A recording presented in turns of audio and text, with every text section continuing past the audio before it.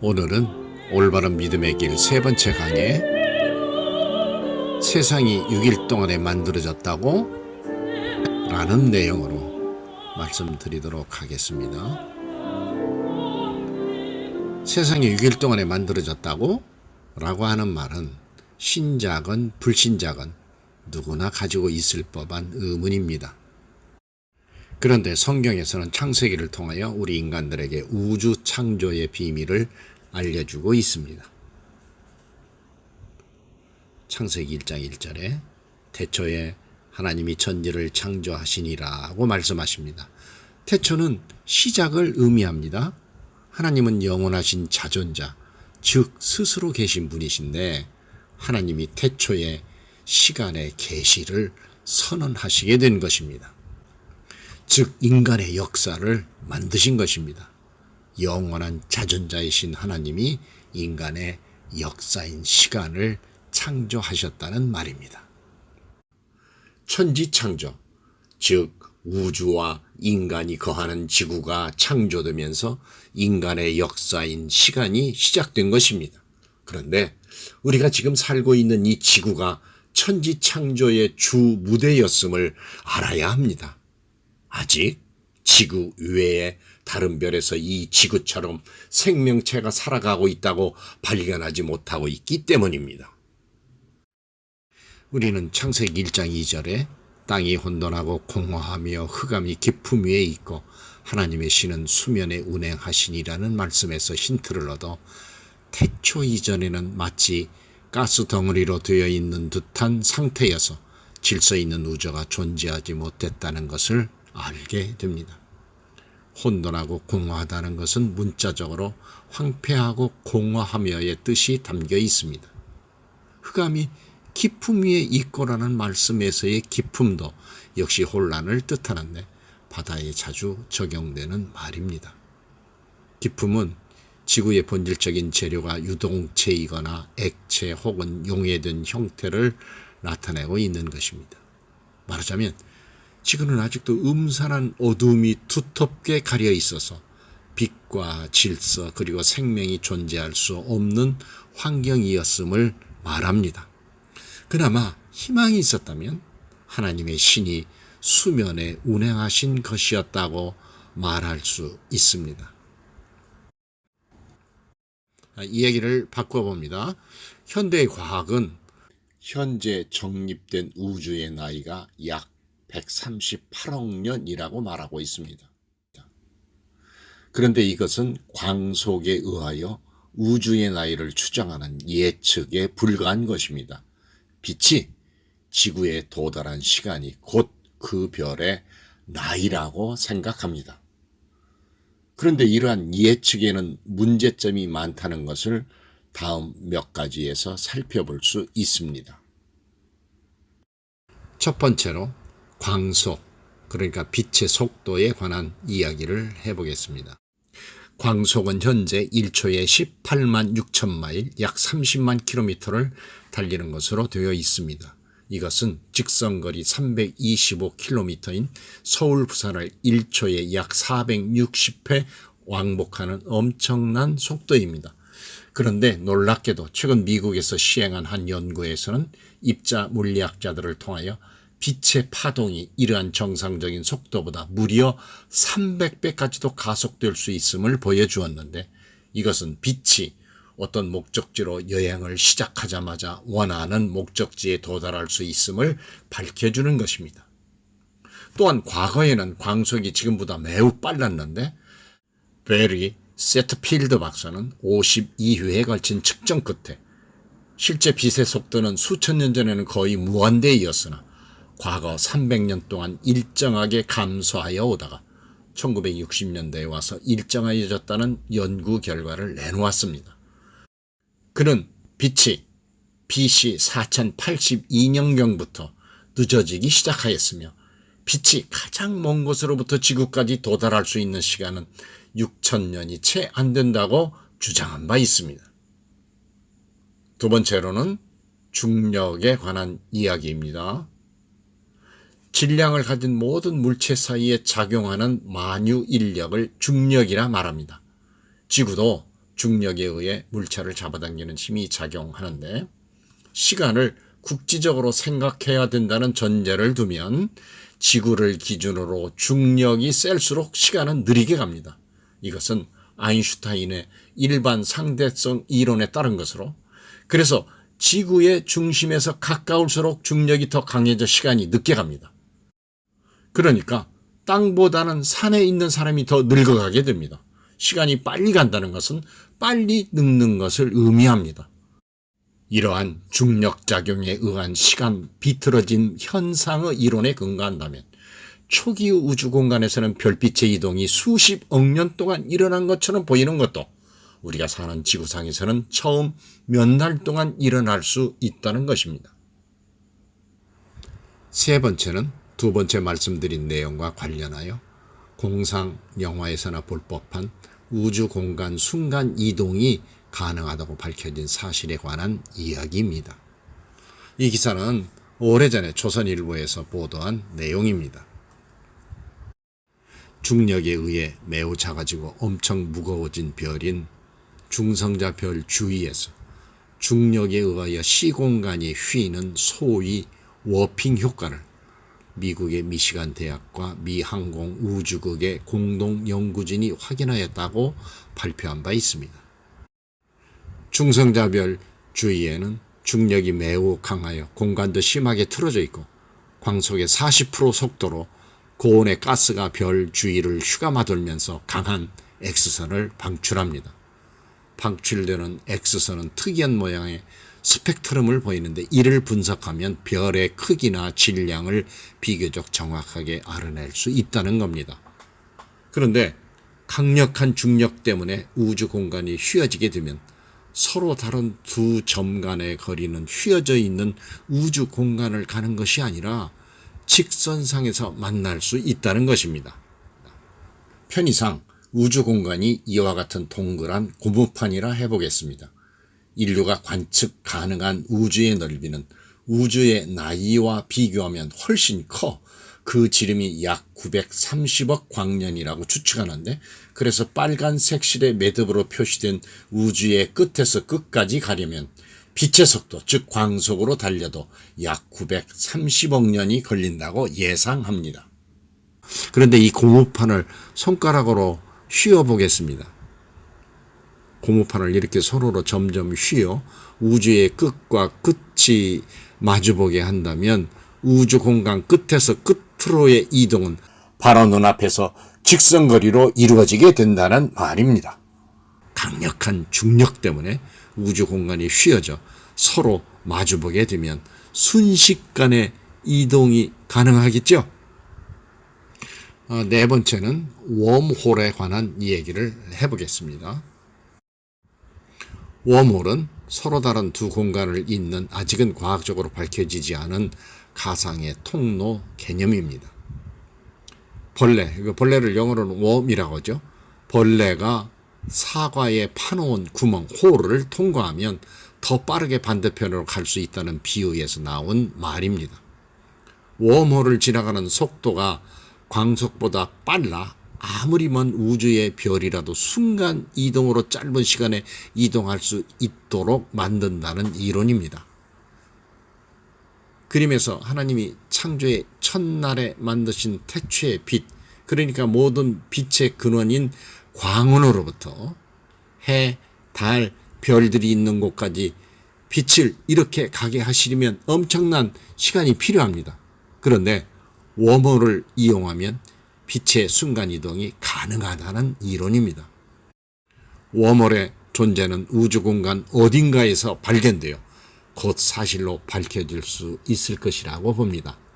아인슈타인의 일반 상대성 이론에 따르면 웜홀 같은 터널은 존재할 수 있다는 겁니다.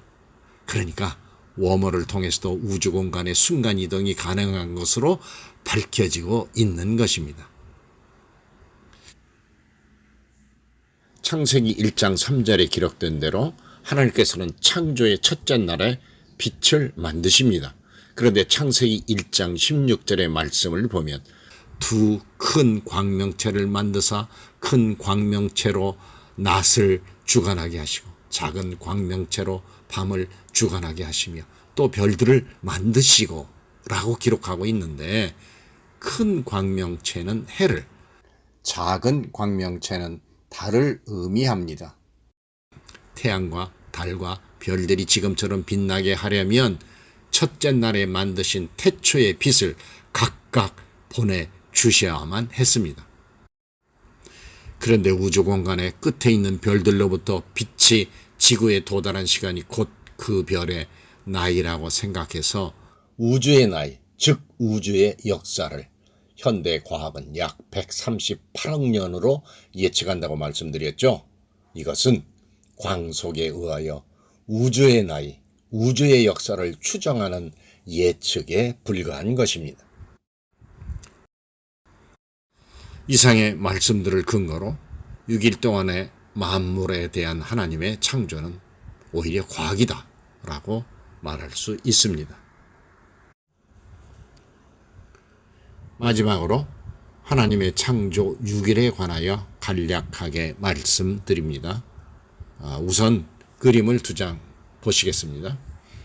이 그림은 그 유명한 천지 창조로 로마의 베드로 성당 옆에 있는 시스틴 성당의 천정에 미켈란젤로가 일체의 보수를 사양하고 오직 하나님에 대한 사랑과 사도 베드로에 대한 존경심으로 4년 동안 누워서 그린 것으로 빛의 창조, 해와 달, 풀, 나무의 창조, 물과 땅의 분리, 아담의 창조, 이브의 창조, 원죄와 낙원의 추방, 노아의 번제, 노아의 홍수, 술 취한 노아 등 모두 9면으로 이루어진 연작입니다. 그리고 이 그림은 전체의 천지 창조 연작 그림 가운데 아담의 창조 부분입니다. 아담의 손이 그려진 부분만 클로즈업 해봅니다. 불모의 땅 위에서 생기가 없어 맥 빠져버린 왼쪽의 아담의 손가락을 향하여 오른쪽에 활력 넘치는 하나님의 손가락이 접촉을 통해 생기를 불어 넣어주시는 모습이 이 그림의 최상의 포인트입니다. 창조의 목적과 창조의 일반적 고찰에 대하여 말씀드립니다. 하나님께서 우주 만물을 비롯하는 하나님의 형상을 닮은 인간을 만드셔서 하나님의 이름으로 우주 만물을 다스리도록 하신 것은 하나님 자신이 만드신 세상에서 하나님 자신을 영광스럽게 하시기 위함인데, 하나님은 물, 불, 공기, 흙 등 소위 물질을 단 한 가지도 사용하시지 않으신 채로 그야말로 아무것도 없는 무로부터 온 우주와 인간들을 비롯한 그 안에 거하는 모든 만물을 만들어내신 사역을 창조라고 말합니다. 그런데 창조의 사역은 삼위일체 하나님의 사역으로 설명하고 있습니다. 성부 하나님, 성자 하나님, 성령 하나님이 같이 동역하신 창조 사역이라는 것입니다. 창조의 과정과 내용에 대해 말씀드립니다. 창조의 전반부의 무생물, 그리고 후반부의 생물들과 인간을 만드십니다. 첫째 날에 우리 하나님은 천지, 그러니까 우주와 지구, 그리고 빛을 창조하시죠. 둘째 날에는 궁창, 그러니까 궁창이란 것은 지구를 둘러싸고 있는 대기권의 넓은 공간을 의미하는데요. 이 궁창을 만드시고 물을 궁창 위의 물과 궁창 아래의 물로 나누십니다. 궁창 위의 물이라는 것은 수증기 연무층을 의미하고요. 궁창 아래의 물이라는 것은 바다를 의미합니다. 그리고 셋째 날은 바다, 땅, 식물을 창조하십니다. 넷째 날에는 해와 달과 별들을 창조하십니다. 그리고 다섯째 날에는 물고기, 어류들과 날짐승, 조류들을 창조하십니다. 여섯째 날에는 땅의 짐승, 그러니까 동물들과 인간을 창조하십니다. 일곱째 날에는 창조 사역을 마치시고 안식하시게 됩니다. 그리고 창조의 과정은 단계적으로 연계되어 있으며 전 단계의 창조는 다음 단계를 위한 준비 단계였습니다. 첫째 날에 우리 하나님은 빛을 창조하시죠. 이것은 넷째 날 해와 달과 별들이 빛을 내게 하기 위하여 빛을 먼저 창조하신 것입니다. 둘째 날에는 궁창을 만드시고 물을 궁창 위의 물과 궁창 아래의 물로 나누시죠. 이것은 다섯째 날에 날짐승, 그러니까 조류와 물고기, 그러니까 어류의 서식처를 위해 궁창을 먼저 만드신 겁니다. 셋째 날에는 바다, 땅, 식물을 창조하시죠. 그것은 여섯째 날에 땅의 짐승, 그러니까 동물, 기는 동물을 의미합니다. 땅의 짐승들과 인간의 생존을 위해 바다, 땅, 식물을 먼저 창조하신 것입니다. 말씀을 맺습니다. 6일 동안의 하나님의 천지창조는 과학적으로 얼마든지 가능한 사건임을 알게 해줍니다. 위에서 설명드린 대로 빛의 파동이 정상적인 속도보다 무려 300배까지도 가속될 수 있고, 빛의 속도는 수천 년 전에는 거의 무한대였다가 현재는 정상이다. 그리고 중력작용에 의한 시간 비틀어짐 현상의 이론에 근거한다면 초기의 우주 공간에서는 별빛의 이동이 수십억 년 동안 일어난 것처럼 보이는 것도 우리가 사는 지구상에서는 처음 몇 날 동안 일어날 수 있음을 설명한다. 그리고 중성자별 주위에는 중력에 의하여 시공간이 뒤틀리는 소위 워핑 효과를 통해 공상 영화에서나 볼 수 있는 순간이동이 가능하다고 설명한다. 마지막으로 웜홀 또한 순간이동을 가능한 것으로 설명한다. 이상의 내용을 간략하게 다시 정리해 보므로 6일 동안의 하나님의 천지창조는 과학적으로 얼마든지 가능한 사건임을 알게 됩니다. 마지막으로 워핑 효과에 대한 보충 설명을 잠깐 해봅니다. 태초의 빛만 만들어졌던 창조의 첫째 날에는 오늘날과 같은 해, 달, 별들은 존재하지 않았고, 왜냐하면 해, 달, 별은 넷째 날에 만드셨으니까요. 그래서 중성자 별들도 없었을 것이기 때문에 중성자 별 주위에서 중력에 의한 시공간이 휘는 워핑 효과가 생길 수 없었을 것이라고 예측할 수도 있겠습니다.